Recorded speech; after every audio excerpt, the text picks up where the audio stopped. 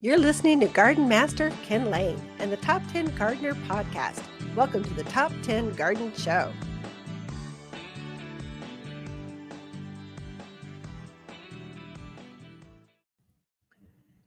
And we're back with Lisa Waters Lane in the studio. She comes each week with your garden questions. Just what are people talking about as we enter the new season of gardening? So things are happening out there. I was doing some cleanup and the plants are growing. Are they? Lilacs, the buds are huge. Buds are swelling, yeah. Our autumn sage salvias, they were actually still had some flowers. They looked a little rough. They were off color, but they had flowers. It's like That's they're going, crazy. any last hummingbirds, if you need some help, Yeah. I'm here for you. It's been warm. It's been a warm, kind of dry winter so far. Yeah. So what kind of garden questions we got this week? Well, okay. First one is from Linda. Excuse me. I keep finding a pile of dirt around my peach tree. I think it might be a gopher. Are they active this time of year? And what's the best way to get rid of him? Yeah, so gophers, so pocket gophers. Now, for you folks from the East Coast, Midwest, we don't have moles here. We have groundhogs and we have pocket gophers. Pocket gophers, the reason I call them pocket gophers, because they got a little flap of skin underneath their chin where they dig dirt. They use it kind of as a satchel. They kind of put it in the skin. They throw it this pocket and they take it up to a hole and they shove the dirt out so they can excavate their tunnel network. They are underground rats. They eat the roots of your plants, your worms, everything that is good in the garden, they destroy. So you don't want them in your garden. So they'll actually do a lot of damage during the winter when it's a warm winter. Right. And it's been warm. So the ground is not frozen, even at the higher peaks, maybe just for a moment, and then it thaws during the day. So they're up and they're active. As it gets really cold, hopefully we'll see some cold. They'll burrow down deeper and kind of hibernate down deeper than that 3, 4, 5. I've actually seen gopher holes 6 feet down in the ground so they can hibernate where it's warmer. And so they're taking advantage of your gardens and the sunshine, and you've got something there for them to eat. Grubs, worms, roots, something's there. And they love their favorite thing in the world, fruit trees. They love fruit trees because it's got sweet wood. So they're eating that roots. So what to do? There's 3 ways to deal with them. There's gas. There's a little flare you throw down their hole. Where that mound is, you take your dandelion weeder, that long handled with the fork kind of screwdriver looking thing, poke around there, you'll feel a soft spot underneath that mound. And you can dig out or excavate or open up that hole, and you can shove this flare down there, and then it basically suffocates them. It just fills up the network. Now, if it's really bad, the networks, it's hard to fill up the whole network with gas. So it's kind of so effective. I found that if you're going to try a gopher bomb, we've got them at the garden center, find several mounds, open them all up, and shove all the flares all at once underneath this thing, and that seems to go after them. So just one and done is not quite as good. The other one, what your grandparents used, this is a trap. It's a wire trap. So you open it up. Again, you open up that hole. That's where they're throwing out kind of dirt. Open that up and shove this, set the wire trap, set it down there as far as you can. And then when they come up next time, they'll kind of get trapped and get pinned, and it takes them out pretty quick. Not always. It's kind of a gruesome way to go after gophers. It's not for you. You Marines, you'll love it. It's great. Those with a softer heart can be brutal because it doesn't always kill them instantly. It's brutal. So I'd say tie your trap onto a 2x4 is what I do, and a piece of wire, so they don't drag the trap down into the tunnel and you lose it. Or I found more cases where the dogs and the coyotes find them, free meal. And they drag them off. They take them up to the barn. Barn cats will do that. They'll take them out in the field. They just disappear. In fact, I tie them to a board and I spray paint the board like orange, red, so I can find them. It's just kind of school of hard knocks. What generally folks will do, there's a poison.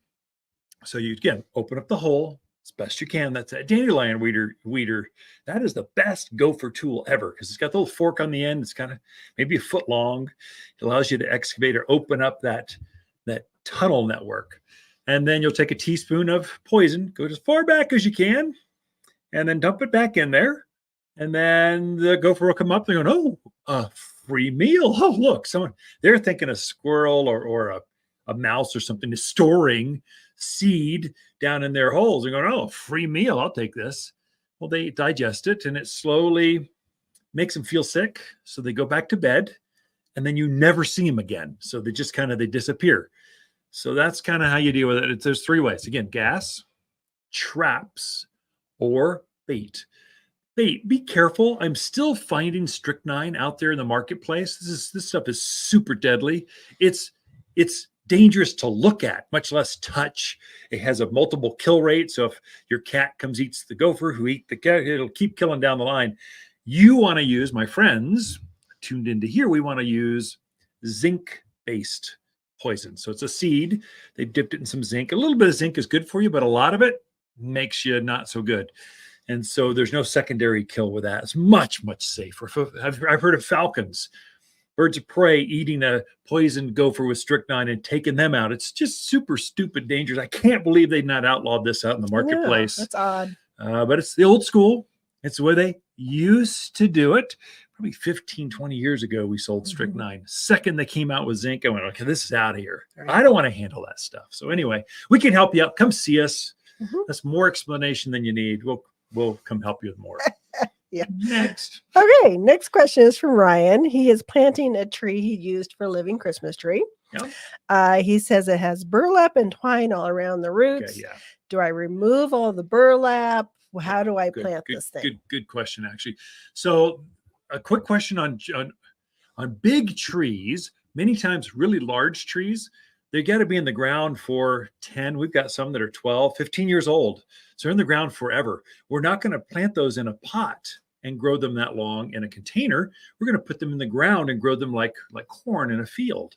And so then when we harvest those, we dig that root ball out. Throughout the years, we'll root prune it. So you get a fibrous root mass, or good growers will do that. But when we finally harvest out that plant, let's say it's 6-foot spruce or 8-foot, we've got some beautiful pine trees, junipers, whatever. We'll dig that ball out. We'll make a ball out of the root, proportionate to the upper growth, and then we'll wrap it in burlap to keep it from falling apart. Then we'll take that and put that balled and burlapped tree into a grower's pot, mainly for shipping, just so we can handle it, so we can show it off here. We don't want you schlepping around in mud and muck and stuff with ball and burlap. We're going to try to keep it cleaner and easier, help you get it home, help you get it at the planting hole. We'll typically harvest those and then root them out for a season so they're even more rooted, or at least a good grower will do that. A patient grower will take the extra season, extra year to root that thing out. Now, going back to the question, well, what do I do with the burlap? Well, that's the reason for the burlap. The roots go right through it like it was nothing. And so don't try to take that burlap off. Get your planting hole ready. Lay down the trees sideways and get the bucket off. And then you'll see the burlap there. I would say just gently roll it into the hole, set it up straight, face it the way you want so it looks the best. And then the secret is the damaging part can be the twine at the top.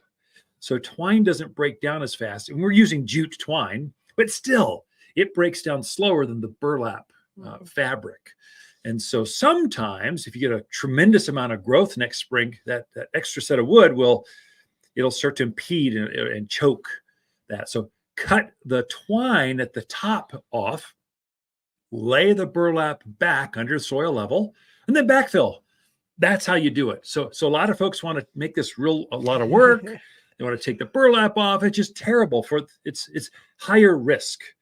Reduce your risk, keep the burlap on, set it in there, lay it back, and cut the twine at the top off. In fact, if you've had some landscaping recently, you might walk your yard and make sure that twine is not still wrapped around that trunk area. Anyway, that's how you deal with again, we've got a planting guide. Come talk to us. We'll walk you right through it and show you some examples. We can help you. Definitely. Great questions this week. Good start of a new year. So, Ken and Lisa Lain, the Mountain Gardeners, be right back after this. As the days get longer and brighter, houseplants can struggle and scorch, but we have the solution. At Waters, we've organized our houseplants from A to Z for the brightest of sunny locations, many even bloom. With experts that know plants and how to make them grow. Shipments of the freshest houseplants in town have just arrived from A to Z and ready for a bright new home. Waters Garden Center, where people who love bright green houseplants, they love to shop, found in Prescott. You're listening to Ken Lain, aka the Top 10 Gardener. Ken can be found throughout the week in Prescott at Waters Family Garden Center. Listen daily as he answers the top 10 questions of the week, streaming on Apple, Google, Spotify, or wherever you download your podcasts.